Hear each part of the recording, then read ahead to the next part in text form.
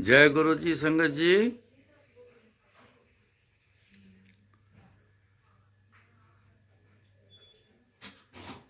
आज तो मेरे को भी ऐसा लग रहा है जैसे चिर भयो दर्शन देखे।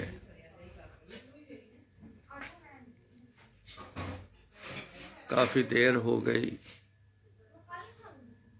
आपसे रूबरू नहीं हो सका।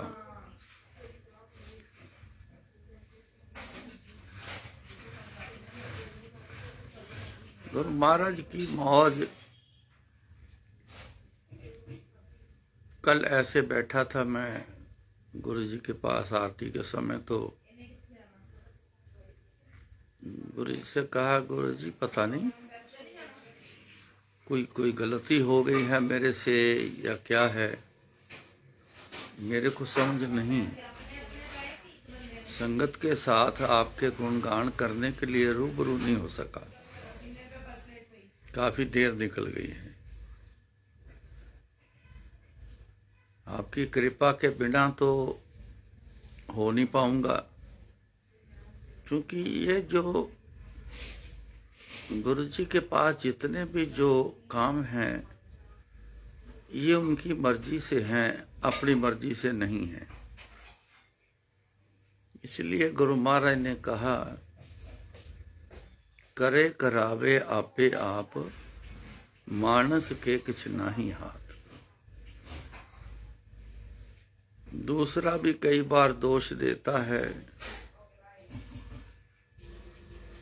खुद भी कई बार अपने आप को दोषी ले बैठता है, या किसी पे कोई ना कोई बहाना छोड़ता है। ये अपने अपने दिमाग के सारे खेल हैं। जिंदगी पूरी इस दिमाग के खेल से निकली है। पर असल में बात ये है कि करे करावे आपे आप, मानस के किछ नाही हाथ।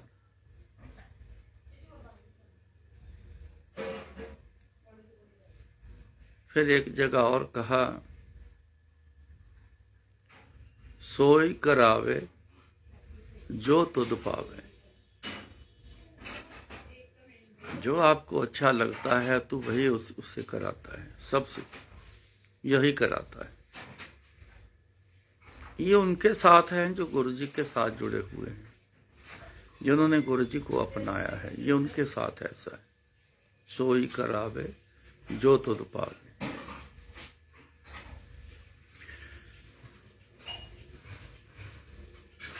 तजुर्बा तो बहुत है।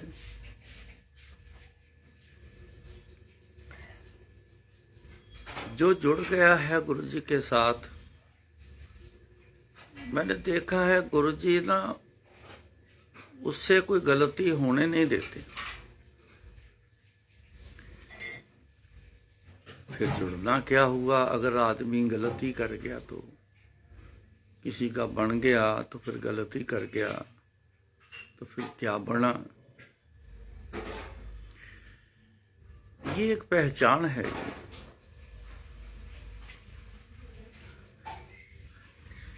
जब नहीं बने थे तो अपनी मर्जी करते थे, गलतियां ही करते थे।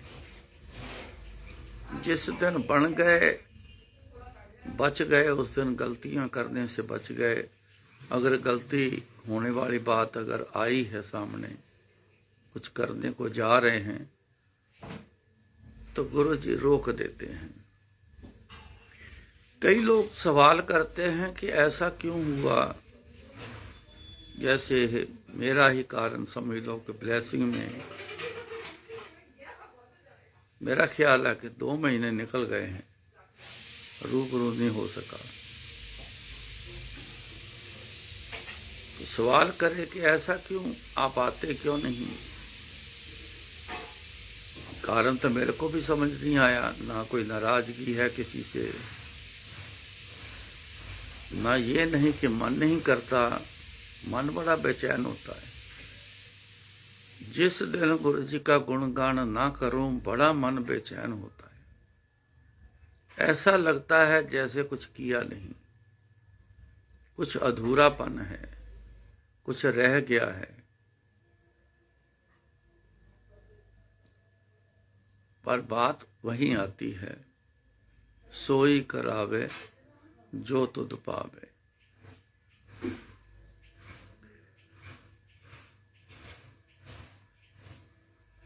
मौज है गुरु जी की। शुरू भी उन्होंने करवाया, बीच में कहाँ क्या करना है, कहाँ बोलना है, ये भी उनकी मर्जी।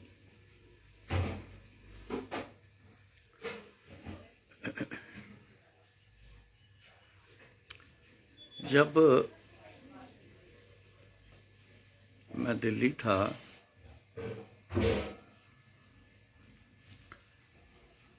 बीच में ना फोन आना बंद हो गया गुरु जी का। गुरु जी पंजाब थे तो मैं दिल्ली था मंदिर बनाने के सिलसिले में। फोन आना बंद हो गया तो बड़ी बेचैनी सी होनी शुरू हो गई।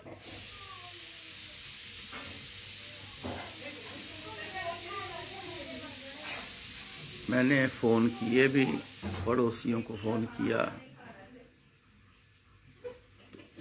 आगे से जवाब ये मिला कि मैं अपने आप फोन करूंगा।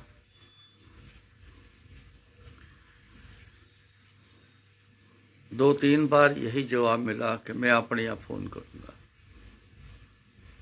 लेकिन मन बेचैन बढ़ा। ऐसा क्या हो गया है, ऐसा हुआ क्या है, फोन आना बंद हो गया। रोज बिना नगा फोन आता था, कई बार तो 5-5, 6-6 बार फोन आना। अभी बात करी गुरु जी ने, 1 मिनट बाद फिर घंटी आ जानी, फिर बात करनी, फिर थोड़ी देर बाद घंटी आ जानी। ऐसे भी होना।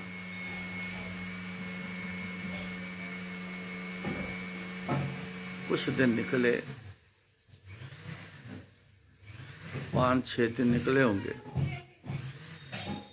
मन न लगे, दिमाग में वही चलता रहा। तो क्या करूं, किससे बात करूं, कुछ पता चले। कि फोन नहीं आ रहा है। फोन के सहारे तो मैं दिल्ली बैठा हूं, नहीं तो 24 घंटे गुरु जी के पास रहता था। अब इस सेवा में लगाया है तो एक ही तो सहारा है मेरे पास, गुरु जी का फोन, उनसे बात करना, एक ही तो सहारा है। उसमें क्या हो गया। फिर एक दिन फोन आया। जब फोन आया तो गुरु जी ने बात शुरू करी, तो उस बात का मैं जवाब देता रहा, जो का बात करते रहे मैं जवाब देता रहा। बीच में गुंजाइश ना आए पूछने का, गुरु जी कोई गलती हो गई थी, क्या हुआ था। फोन बात करके कहते अच्छा मैं फिर बात करूंगा। फोन बंद हो गया। दूसरे दिन फिर फोन आया, फिर मैंने बात कर ली। तो बीच में मैंने पूछ ही लिया, मैं कहा गुरु जी ये 5-6 दिन जो निकले हैं गुरु जी, बड़े मुश्किल से निकले हैं। गुरु जी पहले तो मेरे को कारण बताओ कि कारण क्या है, मेरे से क्या गलती हुई है, मैं अपनी वो गलती सुधारूं, ठीक करूं। नहीं कोई गलती नहीं, तो की कीता, कुछ नहीं कीता। मैं कहा गुरु जी फिर तुहाडा फोन क्यों नहीं आया सी। मैं कीता सी, तुसीं जवाब दिंदे सी, कहंदे मैं आपे करांगा। तो मेरे को ने पता क्या कहा, कहंदे थोड़ी जी ब्रेक चंगी हुंदी है, थोड़ी जी ब्रेक विच चंगी हुंदी है, कशिश बनदी है इहदे नाल। मैं कहा कशिश तो बहुत बनी गुरु जी, इसमें तो कोई शंका नहीं। आखिर के 3-4 दिन तो कशिश बड़ी जबरदस्त बनी। तो कहते कशिश के बिना जोड़ नहीं होता, अंदर कशिश पैदा हो तो किसी से जोड़ होता है। मैं क्या गुरु जी, बात तो आपकी ठीक है, पर है बड़ा मुश्किल, है बड़ा मुश्किल, दिन निकालना बड़ा मुश्किल है। तो गुरु जी ने फिर उसका तो कोई जवाब नहीं दिया, ना कोई जवाब है, बात और शुरू कर दी।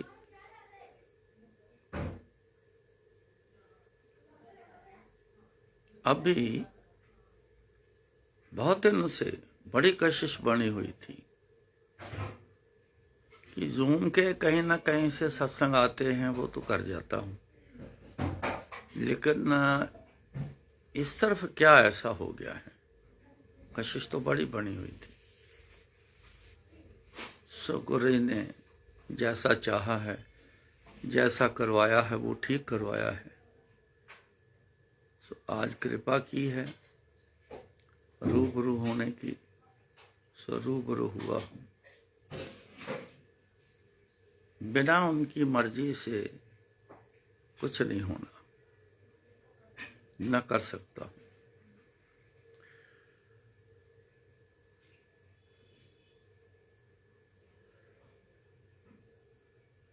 कहते ने परमात्मा जो करता है चंगा करता है, ये आम एक बात है कि परमात्मा जो करता है चंगा करता है। एक शब्द भी गुरु जी लगाया करते थे, आजकल सत्संग में भी कहीं कहीं कभी कभी सुनने को मिल जाता है कि सतगुरु सबना दा भला मनाइंदा, बुरा तिसदा क्यों होवे।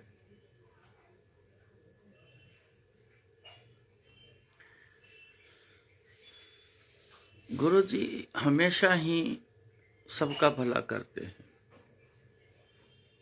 सबकी तरफ ध्यान है।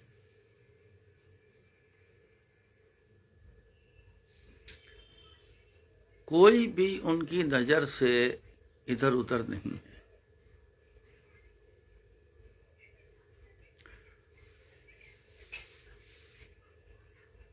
एक किसी का मेरे को फोन आया,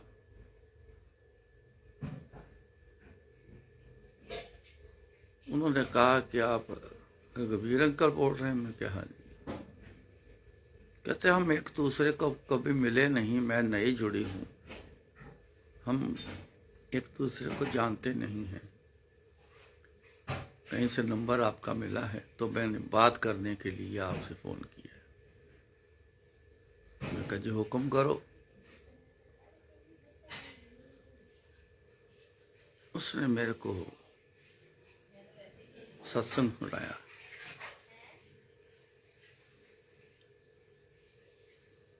कहती अचानक दिन पलटे,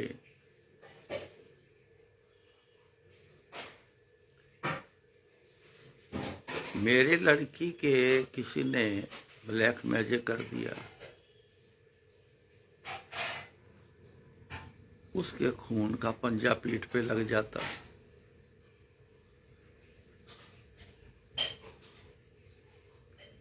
मेरे हस्बैंड जेल चले गए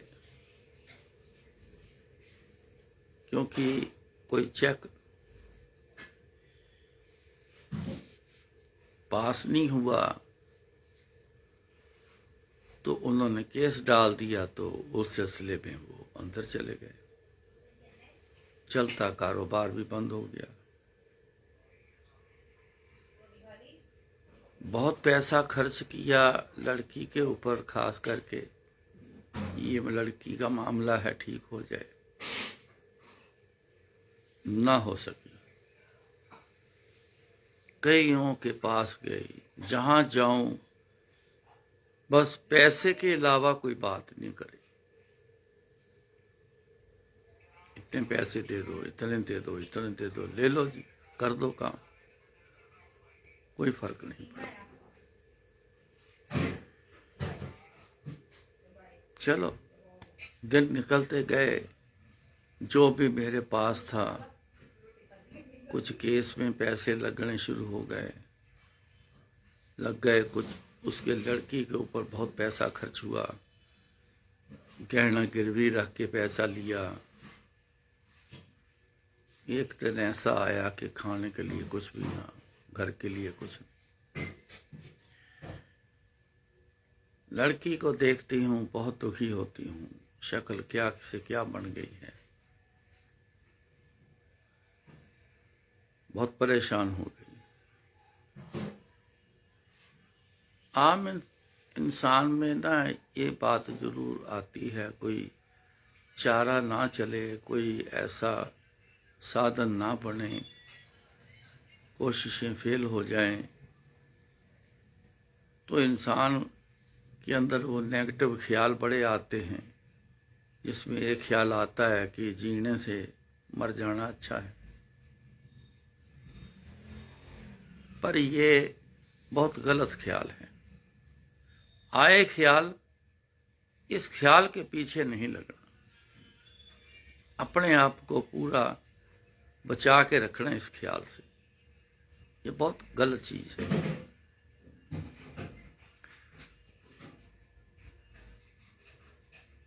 एक दिन डिसाइड कर लिया कि 2 बच्चे हैं, एक लड़का एक लड़की, सबको लेके खत्म हो जाते हैं, क्योंकि जिंदगी बेस्वाद हो गई। अब जो उसमें एक रस था वो खत्म हो गया।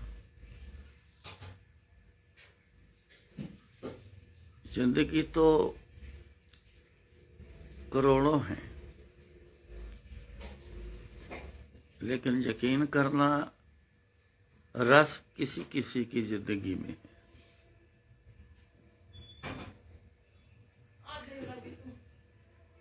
बिना रस के जिंदगी जो है बहुत रूखापन है, उसमें कोई स्वाद नहीं। आप भी जानते हो,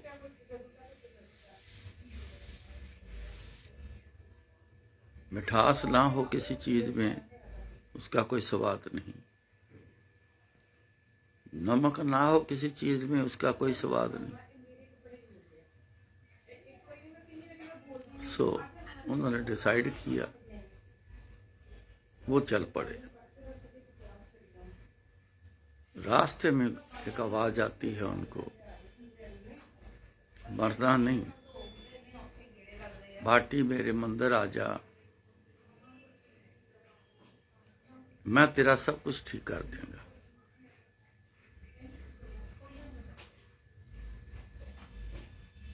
इधर उधर देखा, कुछ समझ नहीं आई।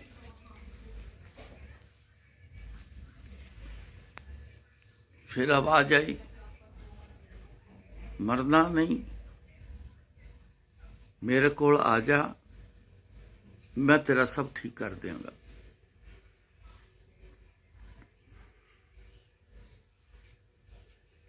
खड़े हो गए, सोचने लग गई, भाटी बंदर।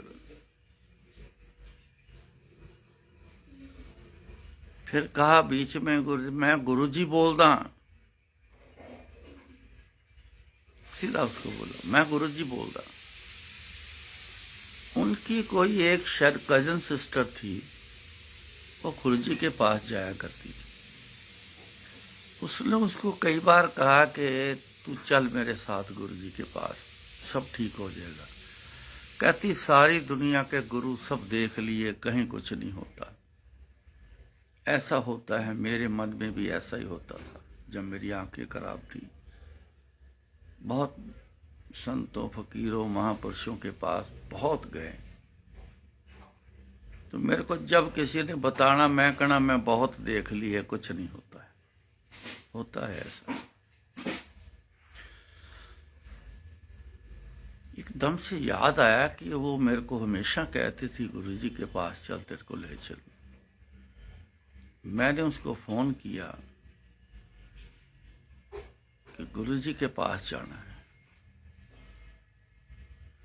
अभी जाना है। कहती आज नहीं जा सकती, परसों चलेंगे। कहती परसों किसने देखी?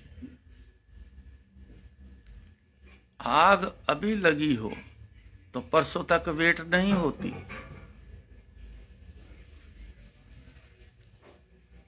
गुरुजी का बुलावा है,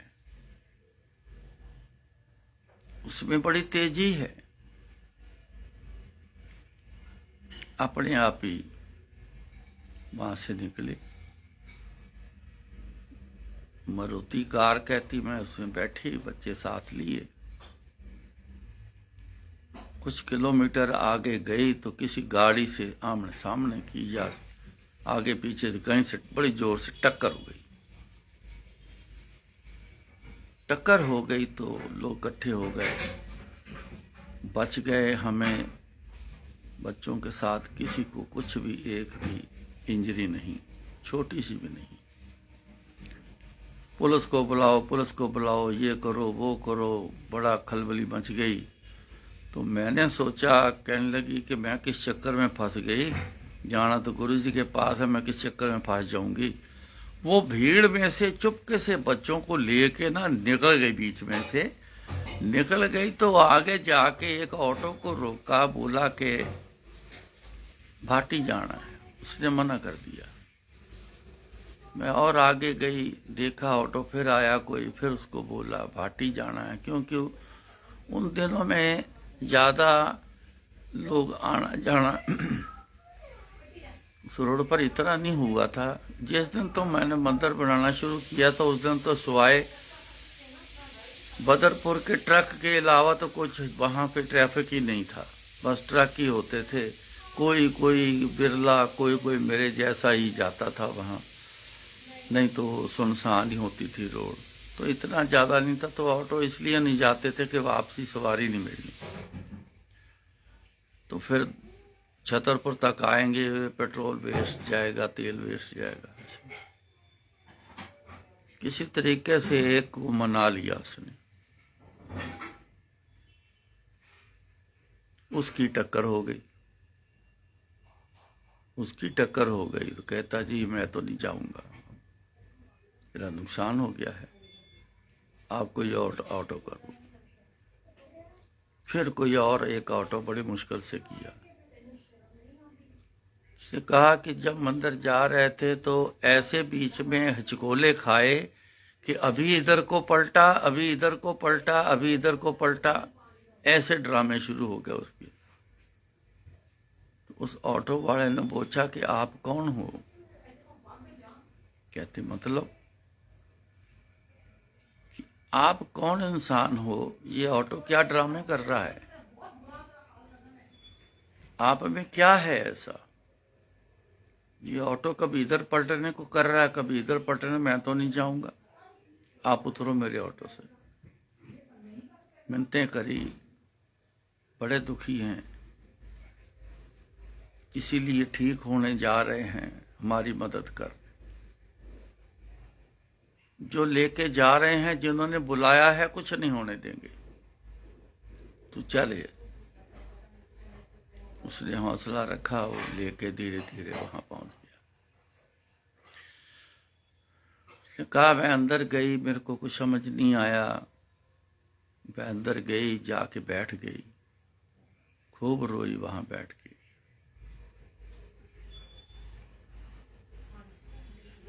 सारी तरफ घूम के वापस आ गई।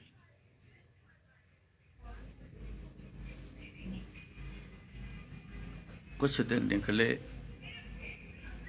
मैंने चेक किया, उसकी पीठ पे कोई पंजा नहीं लगा। वो जहां तक कहा उसने कि वो दीवार पे हाथ लगाती थी तो दीवार पे पंजा खून का लग जाता। कुछ ऐसी स्टोरी उसने बताई।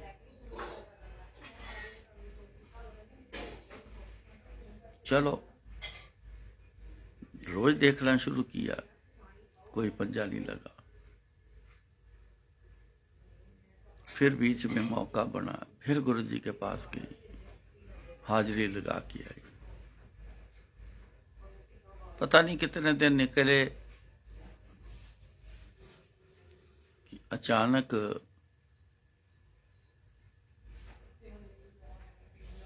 उनके हस्बैंड जो थे, उनका फोन आया कि मेरे को इन्होंने रिहा कर दिया है, तो मैं यहां खड़ा हूं, तो आके ना तू मेरे को ले जा।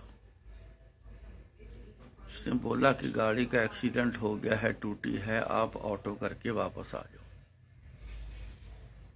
आए, दोबारा से कारोबार में गए, काम शुरू हुआ, काम का चालू हो गया, घर का सिस्टम ठीक तरह से चलना शुरू हो गया। लड़की की सेहत इतनी गिर चुकी थी, वो सब ठीक हो गई, अच्छा हो गई। बुला के गुरुजी ने उसको सब कुछ ठीक कर दिया, क्योंकि सब पर नजर है गुरुजी की। इस चीज को मत भूलें, इस बात को मत भूलना, सब पर नजर है गुरुजी की। उनकी नजर से कोई भी ऐसा पल नहीं है जो इंसान बच जाए, ना दिखे, ऐसा पल कोई नहीं है। मानकर चलना, हर समय हम उनको देखते हैं, वो हमें देखते हैं। वो देखे, वो नजर न आवे, बहुत आए विडाण। वो वेखदा है पर वो नजर नहीं आता, सानू नजर नहीं आता, हमें नजर नहीं आता, पर वो देखता है।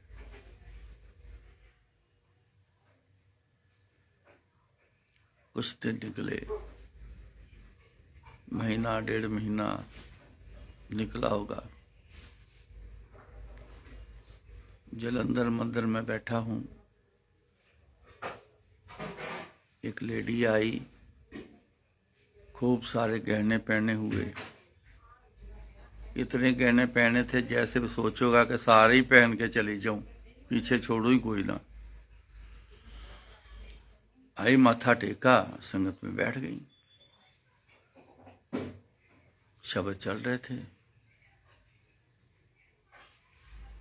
थोड़ी देर बाद वो बोली, कहने लगी, मैं कुछ आपको सुनाना चाहती हूँ। एकदम से देखा, ऐसा क्यों, कोई बोला है, क्या सुनाना है?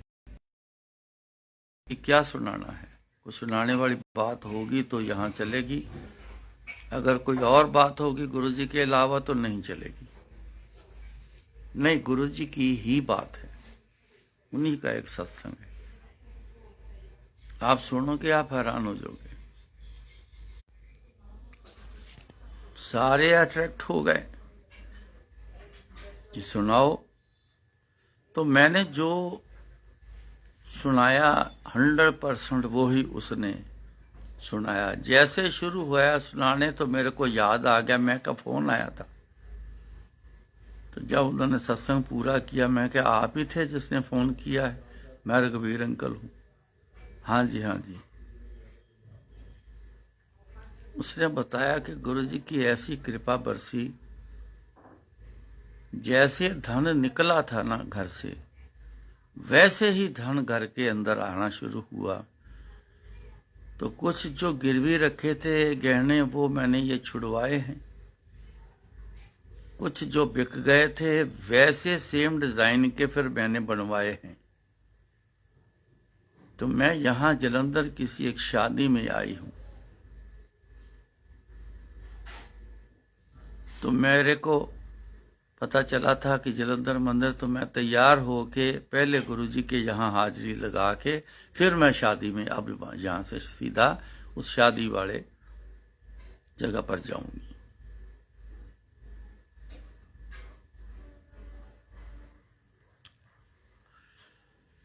ये बात वहीं आनी है, बार बार आनी है। सोई करावे जो तुध पावे, या समझ लो, करे करावे आपे आप, मानस के किछ नाही हाथ। ये भी समझ लो, डोरी हाथ तुम्हारे, जी जंत तेरे तारे। सबकी डोरी उनके हाथ में है, बिना डोर के कोई जीव नहीं है, सबकी डोर उनके हाथ में। जिसकी डोर छूटी वो गया, वो गया। इसलिए कभी भी ऐसा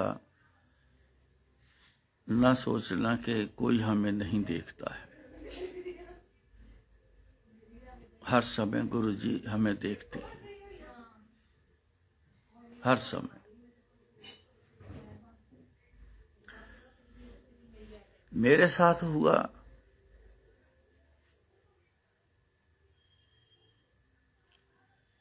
अब सन मेरे को याद नहीं, 7-8 साल हो गए होंगे। सबसे पहला सत्संग ऋषिकेश में गुरु जी ने करवाया।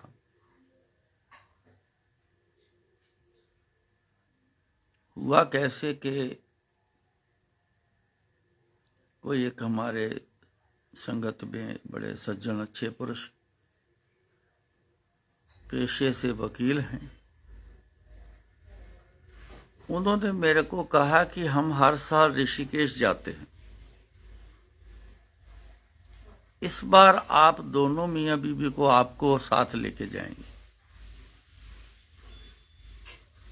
आप तैयारी करो, इस दिन को जाना है। मैंने कहा आप जाओ, मेरे ससुराल ऋषिकेश में ही है, सारी जिंदगी जाते रहे हैं, जाते रहेंगे, सो आप चले जाओ, हम कभी फिर कभी बनाएंगे, जब हमारा बनेगा बता देंगे, इकट्ठे चल पड़ेंगे। नहीं जी, आपको लेके जाना है।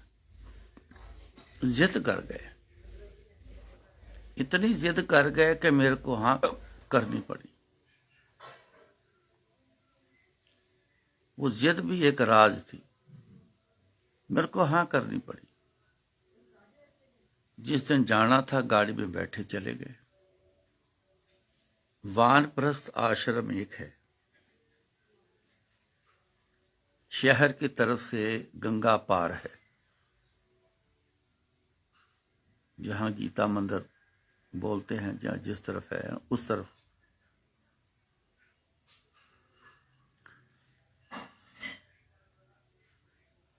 वहां 3 दिन का पैकेज मिलता है, कोई भी चला जाए, 3 दिन का पैकेज मिलता है, बड़ा सस्ता है। कई तरह के रूम बने हुए हैं, कई तरह के सेट बने हुए हैं। ड्राइंग रूम है, 2 बेडरूम हैं, किसी के साथ एक है, एक किचन भी है। ऐसे में ना सेट भी बड़े बड़े बने हुए, तकरीबन सेट ही हैं वहां सारे बने हुए, ऐसा पूरा कमरा। चाहे एक कमरा है, एक छोटी सी शेल्फ बनाई है, खुद का मतलब खाना आप बना सकते हो, ऐसा प्रोविजन रखा है। गंगा के किनारे पर है, पहाड़ी, वहां से गंगा के किनारे पानी से पहाड़ी शुरू होती है, तो वो पूरी की पूरी पहाड़ी उन्होंने ले रखी है और उसको आश्रम बनाया है। जो हमारे रूम बुक थे,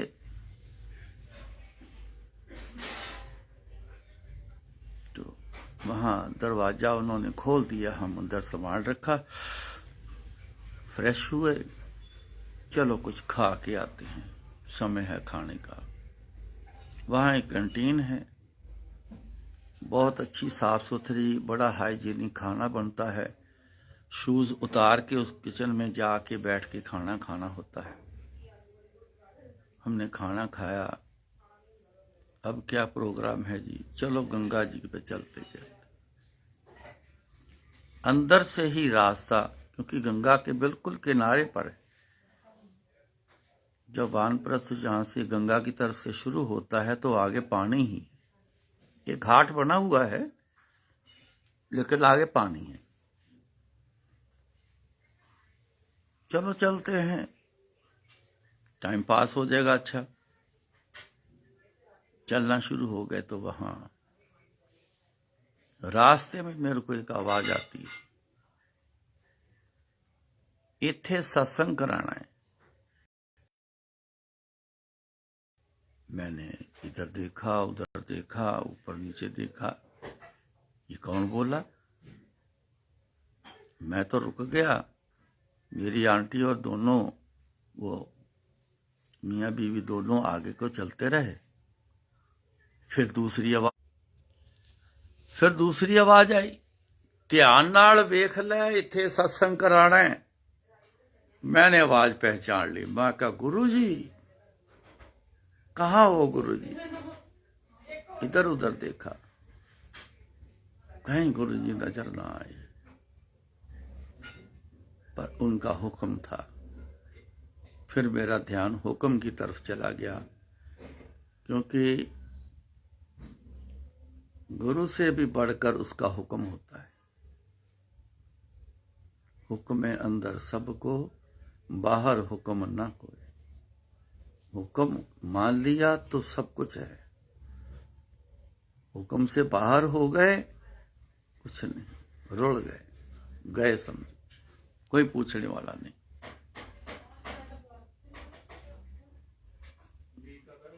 मैंने चारों तरफ देखा, इतने में तीनों ने देखा कि लगता है कि मैं उनके साथ नहीं। तो उन्होंने देखा वाकई मैं साथ नहीं था। वो थोड़ा आगे निकल गए, पीछे मुड़े, आवाज दी, क्या हुआ? मैंने हाथ से इशारा किया कि 1 मिनट रुको। मेरे पास आए, कहते क्या हुआ, रुक क्यों गए? मैं कहा, यहां पे क्योंकि जिस पैसेज पर मैं खड़ा था, जा रहे थे, उसके राइट साइड में दूर सारी बिल्डिंग ही बनी पड़ी है। वहां पे बिल्डिंग, जिधर ध्यान मारो बिल्डिंग ही बनी है। बड़े बड़े लॉन बड़े हैं, बड़े बड़े साइज के भी बीच में बने हैं। पहाड़ी तो पूरी उन्होंने घेर रखी है, बहुत जमीन है। तो जहां मेरे लेफ्ट साइड थी वहां हैज थी एक, हैज के अंदरली तरफ भी बिल्डिंग बनी हुई थी। अब मैंने बात को दोबारा से समझा कि ध्यान नाल वेख, इत्थे सत्संग कराना है। अब ध्यान नाल देख, मैंने इस बात को पकड़ा। तो मैंने उस तरफ देखा, हैज के पर से देखा तो एक बिल्डिंग बनी हुई है, लेकिन उसका रास्ता पीछे मुड़ के फिर राइट को होके फिर अंदर जाने का रास्ता। तो मेरे को वो वकील साहब बोलते हैं, कहते जो आप सोच रहे हो ना वो यहां नहीं है। मैं कहा, जी मैं क्या सोच रहा हूं? आप सत्संग करवाने की सोच रहे हैं? मैं मुस्कराया। कहते यहां ना रूम ही रूम है, यहां कोई ऐसा हॉल, ऐसा सिस्टम नहीं है जो सत्संग करवा ले। मैं कहा, जी कोई बात नहीं, देखते हैं। मेरे को ना इधर पहले देखने दो, ये है क्या, इधर है क्या। हम फिर चलते गए, अंदर गए। बिल्डिंग के मेन गेट को ताला लगा हुआ, साइड में विंडो बनी हुई। मैं एक एक विंडो देखता गया, आगे कर्टन लगे हुए थे, दिखाई ना थे। एक विंडो ऐसी थी जिसमें कर्टन थोड़ा हटा हुआ था। तो जब मैंने उससे देखा तो बहुत बड़ा हॉल था। वो जो साइज की बिल्डिंग थी उसी साइज का हॉल था, वो हॉल ही था। उन्होंने देखा, वो हैरान हो गए। कहते मैंने सारी जिंदगी यहां से 30-40 साल हो गए आते को, मैंने कभी सुना नहीं यहां हॉल है। मैं कहा, जी अभी तो बना नहीं, पुराना बना हुआ है, आपको नहीं पता चला वो अलग बात है, लेकिन आंखों से तो दिख रहा है ये तो हॉल है। मैंने कहा, इनका ऑफिस कहाँ है पता है? कहते हाँ, गंगा जी की तरफ जा रहे हैं तो उसके मेन गेट से पहले ही लेफ्ट साइड में ऑफिस है उनका। और वो मैनेजर भी मेरे को जानते, शर्मा साहब वहां थे। चलो चलिए, चले गए। वो बैठे हुए थे। कहते, जी बोलिए जी, क्या हुक्म है? ये सत्संग करवाना हो तो यहाँ का क्या तरीका है? हम तो गुरुजी वाले हैं, गुरुजी का सत्संग करेंगे। कहते जी हाँ करवा सकते हो। कब करवाना है? कहा जी ये तो डिसाइड नहीं हुआ। अब मैं क्या बताऊं कि अभी हुक्म हुआ है कि सत्संग करवाना है। ये तो मेरा पर्सनल बात थी, मेरे को बताने की जरूरत नहीं थी किसी को। मैं कहा जी ये हम आपको सोच के बता देते हैं। कहते फिर भी। मैं कहा जी इन्हीं दिनों में करवाएंगे, क्योंकि तैयारी करनी है, उसको तैयारी को समय लगना है।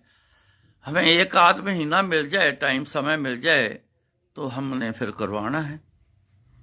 वो कहते ऐसे मेरे को 1 मिनट रुको, डायरी देखने दो कि कौन कौन सी डेट खाली है, फिर आप डिसाइड कर लेना कौन सी डेट को करना है। क्योंकि हॉल तो खाली होगा तभी आप कर पाओगे। मैं कहा हाँ जी। उन्होंने शायद 22 जनवरी की तारीख बोला कि ये खाली है। हमने फटाफट हाँ बोल दी, ठीक है जी पक्का कर दो। उन्होंने कहा जी कि पैकेज इसका तो 3 दिन का ही होता है, डेट खाली है। 1 दिन के लिए सिर्फ खाली है, वो दिन था संडे। सैटरडे तक जो पहले ले चुके हैं वो सैटरडे शाम के बाद वो हमें पोजेशन देंगे, खाली करके देंगे।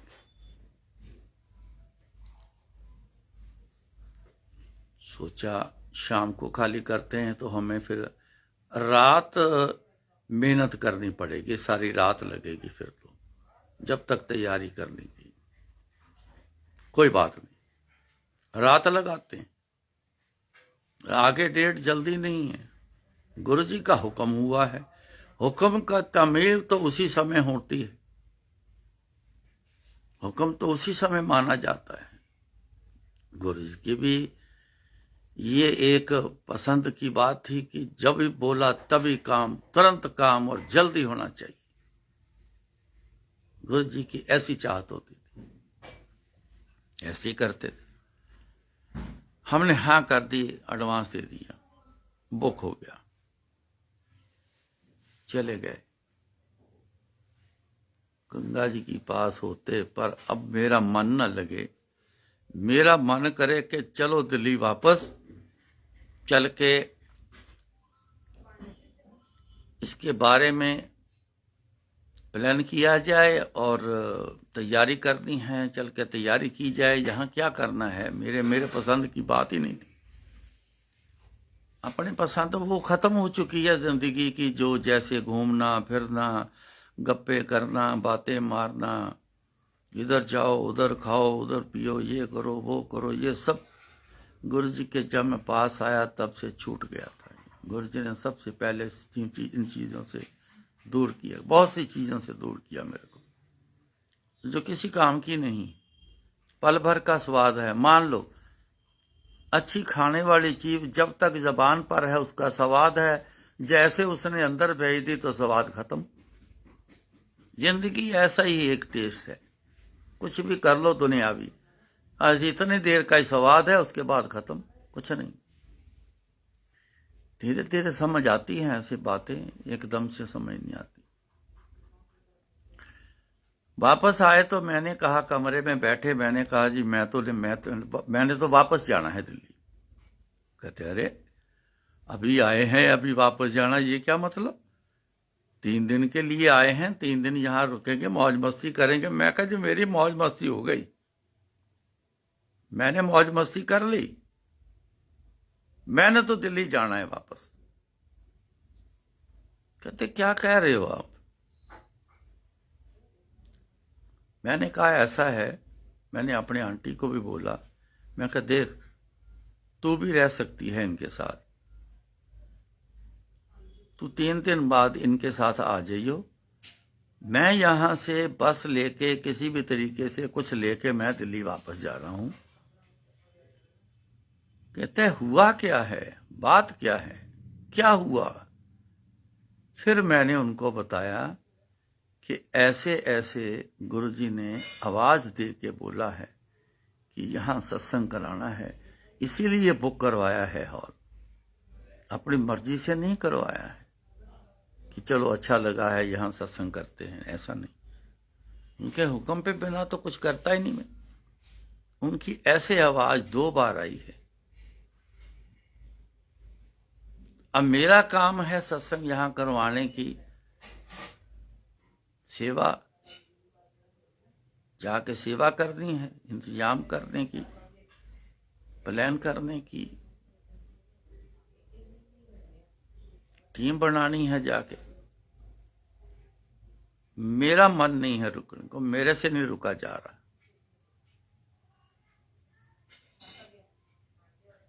शाम हो गई थी। कहते फिर ऐसा करते हैं, फिर रात रुको, सवेरे चलते हैं। रात रुक के सवेरे हम गाड़ी में बैठे तो दिल्ली वापस। चारों जने चुपके से बैठे, उनके मूड खराब हो गए। आए थे, एंजॉय करना था, बीच में रह गया। मैं जैसे जैसे दिल्ली की तरफ जाता जाऊं मेरा मन खुश होता जाए, उनकी मूड खराब होते जाए। दिल्ली आया, एक टीम बनाई।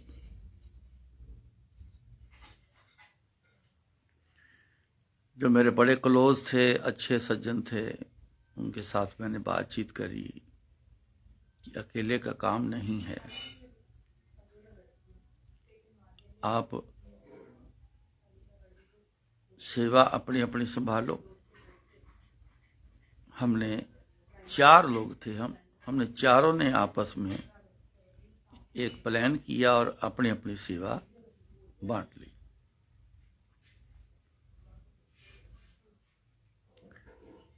जब हम आ रहे हैं, दोबारा इंतजाम देख रहे हैं, क्योंकि चल के देखो, वहां चल के बैठ के प्लान करते हैं क्या क्या चाहिए, कैसा है। मैं तो देख आया हूं, आप भी चल के देख के वहां प्लान करते हैं। रास्ते में मैंने अपने ब्रदर इन लॉ को फोन किया कि भैया मैं 4 तरह के लोग चाहिए, एक टेंट वाला चाहिए, एक फोटोग्राफर चाहिए, म्यूजिक सिस्टम वाला चाहिए, एक केटरिंग वाला चाहिए और एक फ्लावरिस्ट चाहिए। ये 4 तरह के लोग चाहिए। कहते जी किस लिए? कि मैंने सामने सत्संग कराना है यहाँ। कहते अच्छा ऐसा है कि मैं थोड़ी देर में आपको फोन करता हूं। मैं कहा ज्यादा देर मत लगाना, हम पहुंचने वाले हैं, सीधा वानप्रस्थ पहुंच रहे हैं, आप भी वहां पे आ जाओ। मेरे को उनका फोन आया, उन्होंने बोला कि मेरे एक बहुत अच्छे खास मित्र हैं, उनको मैंने बोला है, वो कहते मैं चारों इंतजाम उनको करवा दूंगा, अच्छे लोग मिलवा देता हूं। जहां आप जा रहे हो वानप्रस्थ आश्रम, उसके बाहर ही मार्केट में उनकी कपड़े की दुकान है। ये नाम है, ये नंबर मैं भेज रहा हूं आपको, आप उनको जाके सीधा मिल लो, सारा आपका काम करवा दें। हम चले गए, सामान रखा, कुछ खाया पिया, तो उनकी दुकान की तरफ चल पड़े। पीछे गेट से बाहर निकले, मार्केट थी। पूछा कि इनकी दुकान कहाँ पे है, उन्होंने बोला जी वो दुकान है। चले गए। मेरे साले के ब्रदर-इन-लॉ के दोस्त थे, मेरे को भी आओ जीजा जी, आओ जीजा जी, आओ जीजा जी करने लग गए। बैठे, क्या पियोगे? जी हम खा पी के आए हैं, हमने सत्संग जहां करना। तो नहीं, कहते जी बिना खाए पिए मैंने तो आपसे बात ही नहीं करनी। बड़ी अजीब सी बात बन गई। हम पूरा खा पी के गए, पेट फुल हमारा। अच्छा चलो ठीक है जी, चाय पी लेते हैं। चाय पियोगे या कॉफी पियोगे? बोला चलो कॉफी मंगवा लो जी। उन्होंने साथ में खाने का सामान भी मंगवा लिया। अब देख के मेरा तो मर खाया, बाहर आने को करे, इतना भारी खाना कौन खाएगा। वो कहने लगे जब तक आप खाओ पियोगे नहीं मैंने बात ही नहीं करनी। अजीब बात है यार। चलो जैसे तैसे थोड़ा थोड़ा कुछ खाया, कॉफी पी, तो फिर बात शुरू हुई। हाँ जी, बीच बीच में ना जा रहा है, बीच बीच में। चलो कोई बात नहीं, ये भी गुरु की मौज है। तो देखिएगा गुरु जी की क्या करनी क्या है। सोई करावे जो तुध पावे। उन्होंने फोन उठाया अपना, 4 लोगों को फोन किया, कैटरिंग वाले को, फ्लावरिस्ट को, टेंट वाले को और म्यूजिक सिस्टम वाले को। चारों ने कहा जी कोई कहता 5 मिनट में आते हैं, कोई कह रहा है 10 मिनट में आ रहे हैं, कहता जल्दी आ जाओ। चारों बंदे आ गए जी। हमने नहीं बोला, बोलना था, उन्होंने खुद ही फोन उठा के बोल दिया। एकदम से बड़े हैरान हो गए। चलो इनको पता होगा कि सत्संग में ये चीजें चाहिए, ये जानते होंगे। हो गई बात। सबसे पहले कैटरिंग वाले से बात हुई। हमने वो डायरी खोली तो मेन्यू बताने लगे, तो उन्होंने बोला जी आप एक मिनट चुप करो। नहीं जी, चुप करने से तो बात बननी नहीं है। हमारा क्या, हमारी डिमांड है, ये हमने इनको बतानी है, तभी तो वो खाना बनेगा ना। कैसा खाना चाहिए वो भी हम बताएंगे, किस टाइप का खाना बनना है। कहते जी आप चुप रहो, मैं सब जानता हूं। जी आप कैसे जानते हो? आप गुरु जी के बारे में जानते हो? कहते जी मेरे को आप बात करने दोगे? मैं चुप कर गया। तो उन्होंने बोला ले कागज पेंसिल लिख। जो मेन्यू हमने लिखा था, चटनी तक कौन सी वाली चटनी बनानी है, सारे का सारा मेन्यू उस बंदे ने बोल के उसको वो लिखवा दिया। हम हिल गए, वहां बैठे हैरान हो गए कि इसको कैसे पता। उन्होंने कहा सारा खाना देसी घी में बनेगा। गुरु जी का लंगर भी शुरू से ही देसी घी में बनता है। बड़े हैरान हो गए। मैंने बोला जी कि ऐसा है कि 200 ज्यादा से ज्यादा 250 बंदे का खाना हो, क्योंकि संगत सारी दिल्ली से आनी है, यहां संगत कोई नहीं है ऋषिकेश में।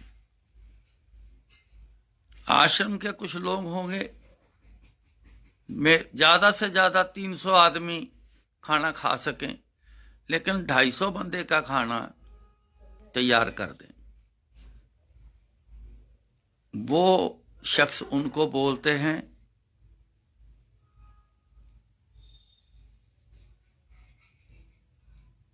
कि 700 बंदे का खाना बनेगा, 1200 लोग खाएंगे। मैं हंस पड़ा और मैंने कहा जनाब नहीं, इतनी संगत नहीं आएगी। 100-150 से ज्यादा दिल्ली से संगत नहीं आ पाएगी। बाकी कुछ यहाँ के हो जाएंगे, कुछ लोकल हो जाएंगे, कुछ साधु संत आ जाएंगे, कुछ आ जाएंगे। वो मेरी बात सुनी नहीं। उसने बोला 700 बंदे का खाना बनाना है, 1200 बंदे में पूरा होना चाहिए। बोल के तय पैसे लेगा। अभी वो सोच रहा था, गिनती कर रहा, तो उसने बोला तेरे को इतने पैसे मिलेंगे। खाना एकदम बहुत बढ़िया खाना बनना चाहिए। उसमें कोई कमी नहीं होनी चाहिए। अपना ड्रॉर खोला, उसमें से 20,000 रुपया निकाला, सीधा उसके हाथ में एडवांस पकड़ा दिया, ये लो जी एडवांस। मैं कहा जी पैसे हमारे पास है, मैं देता हूं पैसे, हम देते हैं। तो फिर वो बोले फ्लावरिस्ट को, तो इनके साथ वहां मौके पे जाओ, देखो जाके इनकी बात सारी समझो, कैसी डेकोरेशन करनी है, तेरे को इतने पैसे मिलेंगे, ये ले 10,000 एडवांस। पता नहीं 15,000 उसको दिए एडवांस।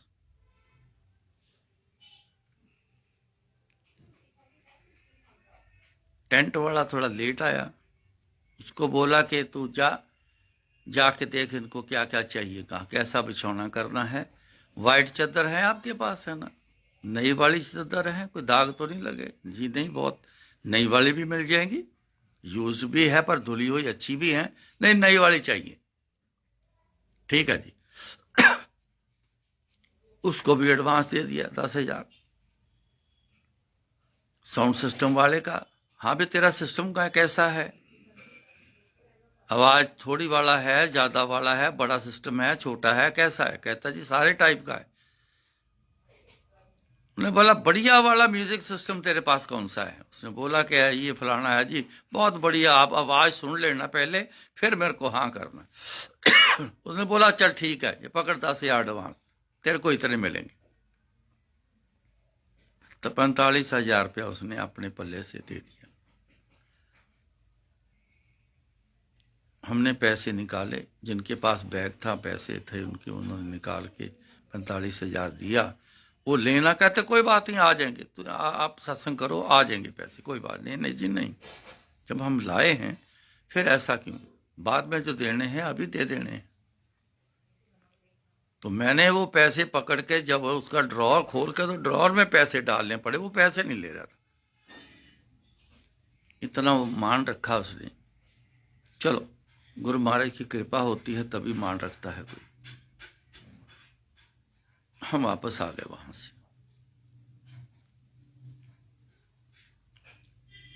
जैसा जैसा हमें एक तो हॉल मिला लेट, रात को मिला हमें 11 बजे। वो हॉल ही ना छोड़े, जो पहले बैठे थे, गंद मचा रखा था इतना, ओ हो, आपको बता नहीं सकते।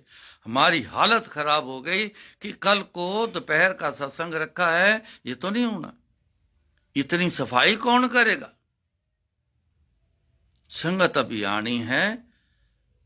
हम लोग कितने लोग गए हैं, कुछ सेवादार पहले उस दिन आ गए थे, वो कहते हम उसी दिन ही आएंगे। एक तो जलंधर से आ गए, मेरे लड़के पहुंच गए, ऐसे में कुछ मिला जुला के 5-6 लोग वहां थे, बाकी हम थे। लो जी, सफाई करते करते आधी रात हो गई। इतना कूड़ा कबाड़ा, उतना गंद मचा के रखा था, आपको बता नहीं सकते। चलो गुरु जी की कृपा हुई, वो हमारे लिए अच्छा था, वो शायद किया था कि जितनी सफाई आप करोगे उतने आपके कर्म साफ होंगे। ये होता है, ऐसा ही होता है, ऐसा ही होता है हमेशा। गुरु जी की कृपा थी, हमने कृपा गुरु जी की समझ के वो सेवा की। सारी रात तैयारी करते रहे, फ्लावरिस्ट अपना लग गया, टेंट वाला अपना लग गया, सवेरे म्यूजिक सिस्टम वाला आ गया। सारे तैयारी करते करते पूरे बहुत फर्स्ट क्लास टाइम पर तैयारी हो गई। तैयारी हो गई तो सत्संग शुरू हो गया, जोत कर दी गई, सत्संग शुरू हो गया। अब देखो गुरु जी की मौज की बात बताता हूं।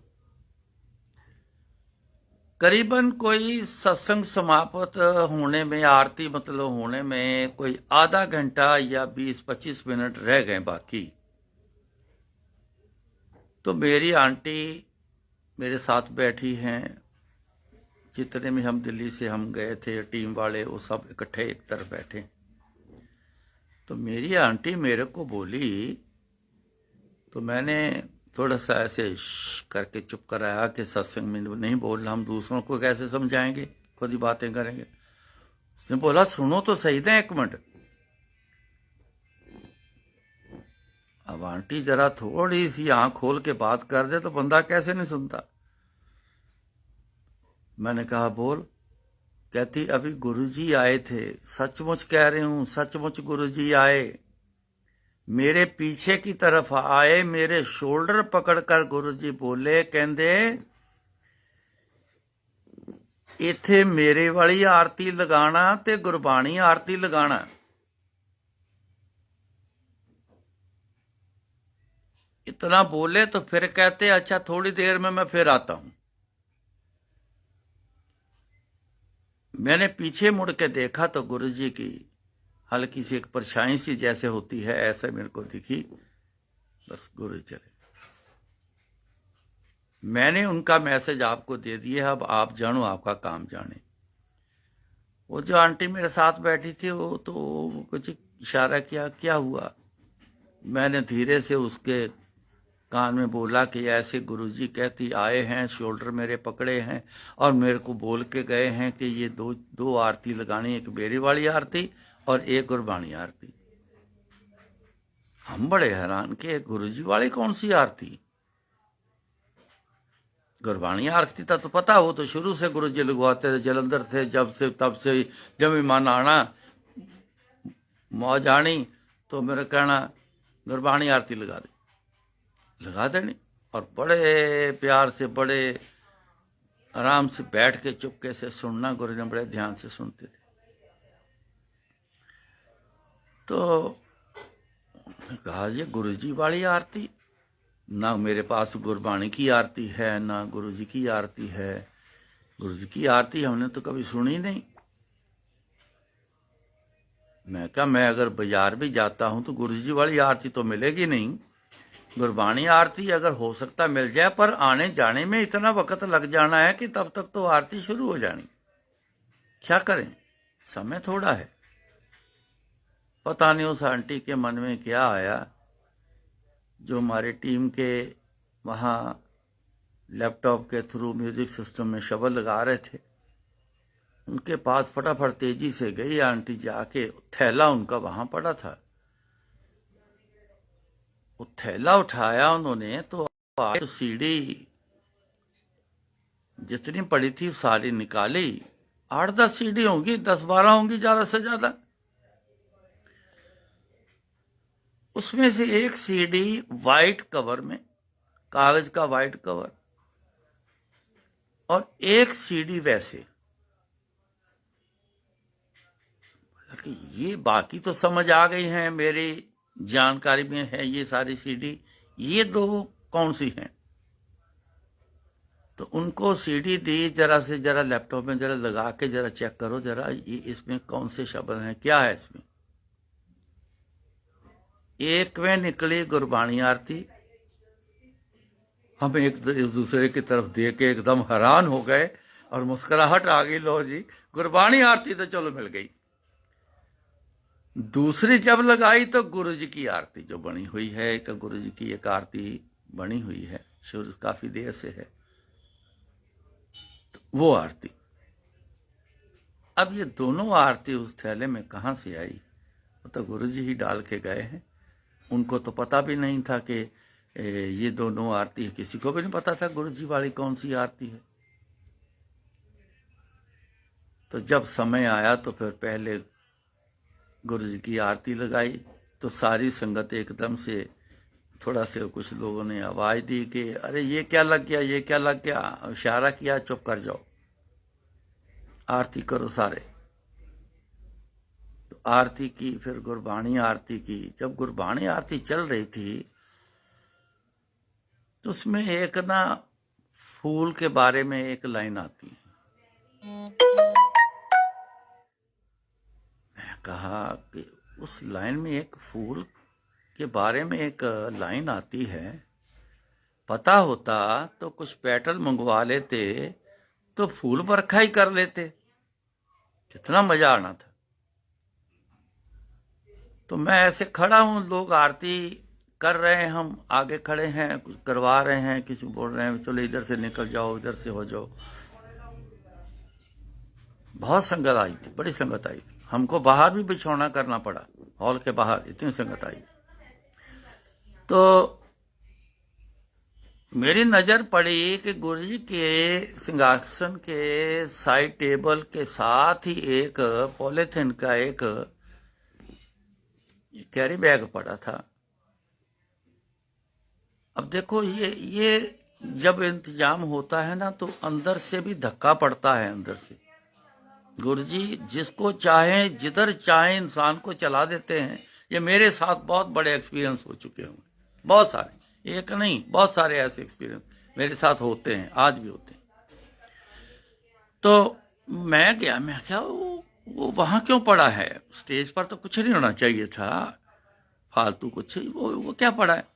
मैं गया, जाके स्टेज पे जाके देखा, मैं हैरान हो गया कि गुलाब के पेटल का भरा हुआ एक इतने बड़े साइज का वो कैरी बैग पड़ा। ओह, मैं लेके दौड़ा वापस। मैंने सब संगत को बांटने शुरू कर दिए, किसी को ज्यादा भी दिए, इनको सबको थोड़े थोड़े दे दो, सबको बांट दो, सबको बांटने शुरू कर दिए। इशारे कर रही है क्या कर दें हैं। मैंने कहा जो हम करेंगे वो आप कर देना, जो हम करेंगे वो आप कर देना। जैसे फूल बरखा की वो लाइन आई तो सबसे पहले मैंने ऐसे फूल की बरखा की। सब ने पीछे देख के, सब ने इतनी बरखा सारी संगत ने करी, इतनी जबरदस्त वो फूल की बरखा का एक सीन बना के आज तक मैंने कभी ऐसा सीन देखा नहीं। सारी संगत बड़ी खुश कि ये देखो आज क्या ये नजारे वाला आज क्या काम हुआ है। हमने गुरु जी के फूल बरखा की है।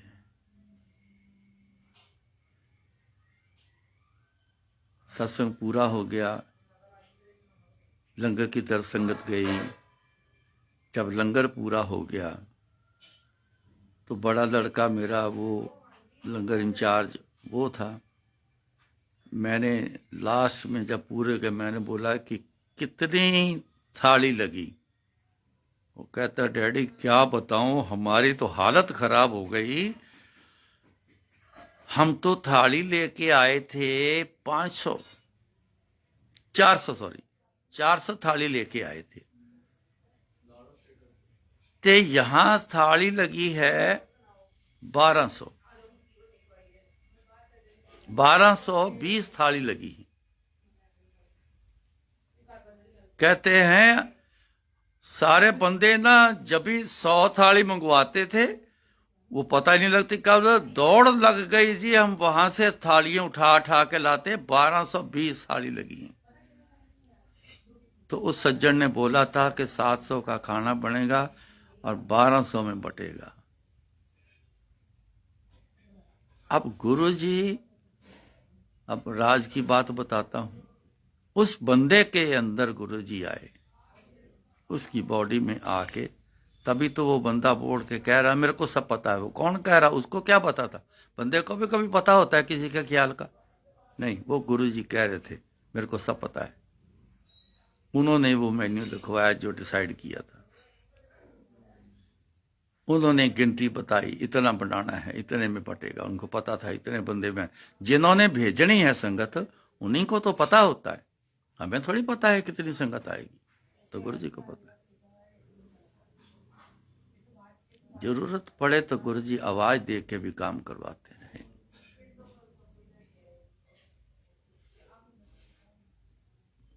सोई करावे जो तुध पावे। उन्होंने ही सत्संग बोल के रखवाया, उन्होंने ही इंतजाम करवाया, उन्होंने ही गिनती पूरी करी, उन्होंने ही सब कुछ कराया। संगत जी एक बात जरूर समझ में रखना, आज भी जिस घर में सत्संग होता है मत समझना कि मैं करवा रहा हूं, मैं कर रहा हूं, मैंने करना है, मैंने ये करना है, मैंने वो करना है। नहीं, सत्संग किसका है? हमारा तुम्हारा नहीं है। जो बोले कि हमने करना है, हमारे घर पे है, ये सत्संग गुरु जी का है। गुरु जी रखवाते हैं, तभी हमारे मन ख्याल में आता है कि सत्संग करवाना है। आपके साथ ऐसा हुआ होगा, अंदर कितनी खलबली कई बार मच जाती है, सत्संग करवाना है, सत्संग करवाना है, सत्संग करवाना है। बीच में चाहे कोई घर का बोले कि अभी रुक जाओ, नहीं नहीं सब करवाना है, बस करवाना है, इसी संडे को रख लेते हैं, इस तारीख को रख लेते हैं, बस करवाना है। आता है ना प्रेशर अंदर। कौन दिलाता है प्रेशर? कौन दिलाता है प्रेशर? गुरु जी का काम, गुरु जी का सत्संग है, वही करवाते हैं। वही सत्संग वाली जगह पे जिस चीज को भेजना होता है उसको इशारे करते हैं, उनके मन के अंदर आता है। वो सत्संग का बुलावा आया था, वो दौड़े चले आते और रुकते नहीं। जिसको नहीं इशारा हुआ वो चाहते हुए भी कहीं नहीं आते, कोई ना कोई कारण बन जाता है।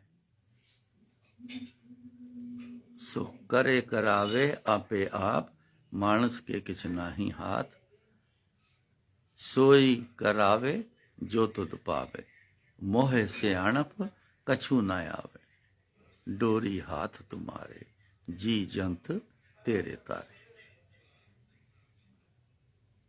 हम सब उनके बनाए हैं, उनके ही भेजे हुए हैं। याद है किसी को कि आप बोल के आए हो दुनिया में, मेरे को इस घर में भेज दो, मेरे को बंदा बना दो, मेरे को औरत बना दो, मेरे को कब भेजो? बोला है आपने कभी? याद है आपको? कोई नहीं बोल सकता। पता ही नहीं चलता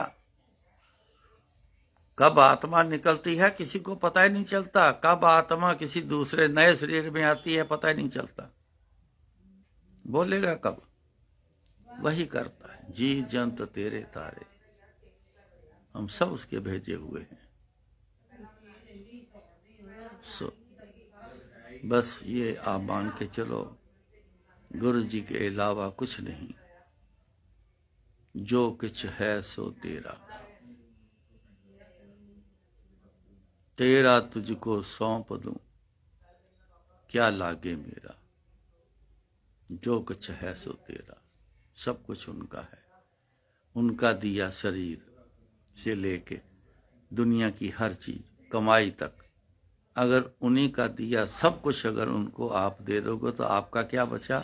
जीरो, कुछ नहीं बचा। शरीर भी नहीं बचा, शरीर उनका दिया है, क्या लागे मेरा। फिर भी हम हटते नहीं।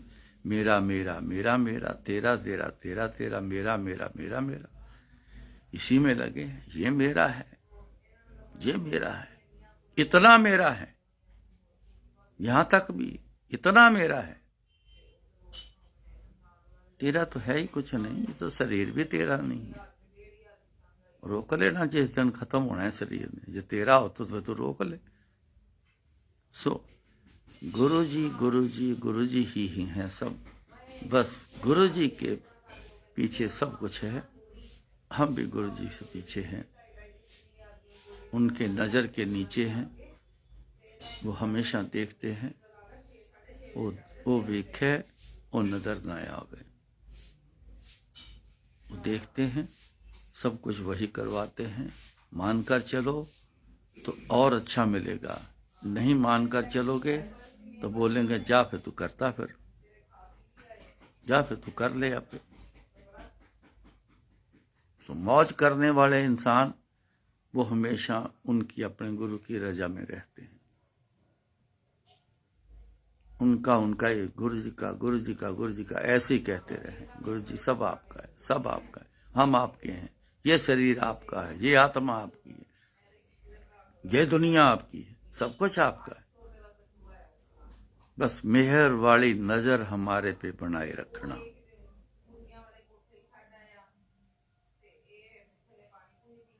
सो गुरु महाराज कृपा करें। आज बहुत दिनों बाद, बड़ी देर बाद कृपा हुई है। आपसे रूबरू होने की अरदास करता हूँ, मांग करता हूँ। कृपा बनाए रखना, आपके साथ रूबरू होते रहें, बस ये कृपा बनाए रखना। फिर मिलेंगे। जय गुरु जी।